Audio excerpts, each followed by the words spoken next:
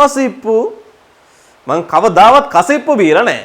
මම කවදාවත් කසිප්පු බීලා නැහැ. මම කවදාවත් ආදරය කරලා නැහැ. මම කවදාවත් මඩොල් දුව කියවලා නැහැ. මං කවදාවත් ඒ ෆිල්ම් එක බලලා නැහැ. මෙන්න මේ වගේ වාක්‍ය කොහොමද අපි ඉංග්‍රීසි වලින් කියන්නේ? I have never plus past participle verb.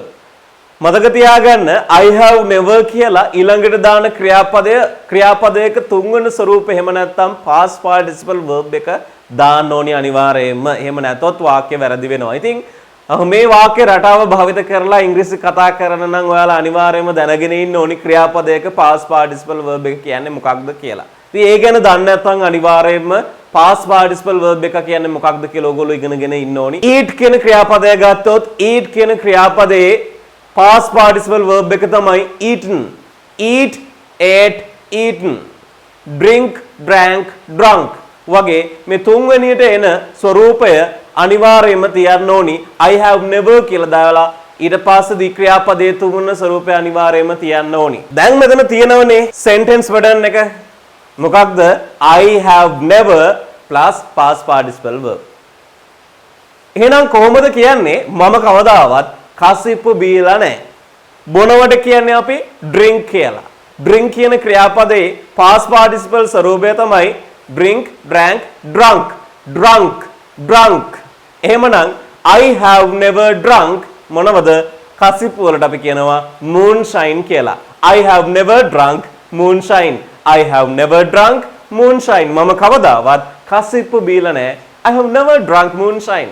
ඉතින් මේ moonshine වෙනුවට ඔයාට ඕන එකක් මෙතෙන්ට දාගන්න පුළුවන්. අපි බොන ඕන දෙයක් එතෙන්ට දාලා කියන්න පුළුවන්. I have never drunk moonshine. මම කවදාවත් කසිප්පු බීලා නැහැ. මම කවදාවත් මඩොල් දුව කියවලා නැහැ.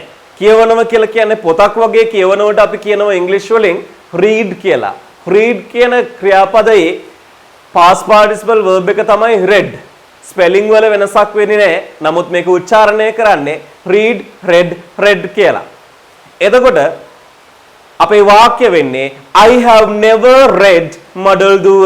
මම කවදාවත් මඩොල් දුව කියවලා නැහැ. I have never read මඩොල් දුව. මම කවදාවත් ඒ ෆිල්ම් එක බලලා නැහැ.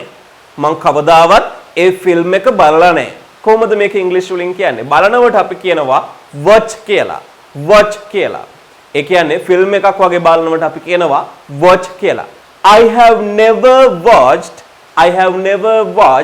that film. මම කවදාවත් ඒ ෆිල්ම් එක බලලා නැහැ.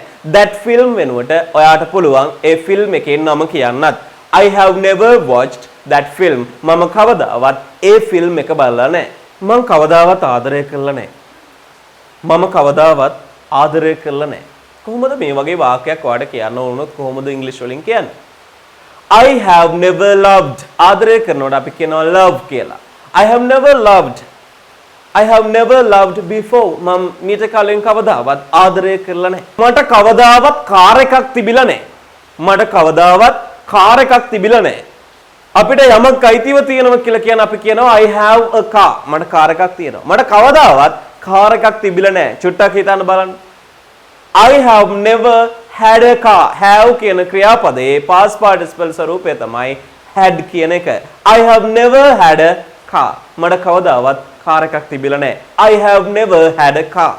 ඒ ඔයාට තිබුණු ඕනම දෙයක් ගැන ඒ විදිහට car වෙනුවට භාවිත කරන්න පුළුවන්. I have never had a girlfriend. මට කවදාවත් girlfriend කෙනෙක් ඉඳලා නැහැ.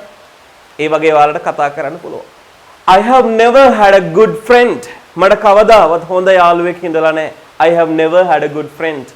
ඒ විදිහට කතා කරන්න පුළුවන්. ඉතින් අපි මේ කතා කරේ I ගැනනේ, මම ගැනනේ. ඒ කියන්නේ plural subjects ගැනනේ.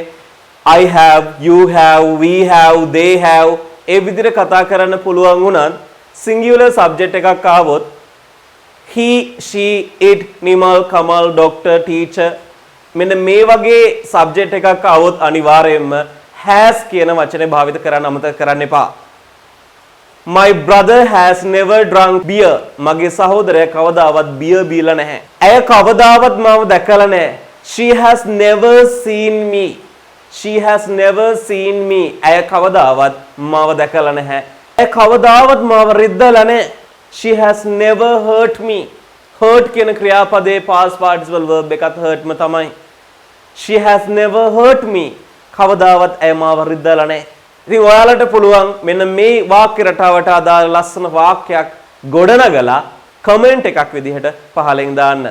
ඉතින් එහෙමනම් අපි අලුත් sentence pattern එකකින් ඉංග්‍රීසි ඉගෙන ගන්න, ඉංග්‍රීසි කතා කරන්න අවශ්‍ය වෙන අලුත් sentence pattern එකකින් අපි ආයෙත් හම්බ වෙමු. මගේ YouTube channel එක English with Lahiru කියන YouTube channel එක තාම subscribe කරලා නැත්නම් දැන්ම subscribe කරන්න. ඒ වගේම bell icon එකත් click කරන්න අමතක කරන්න එපා. like එකක් දාගෙනත් යන්න.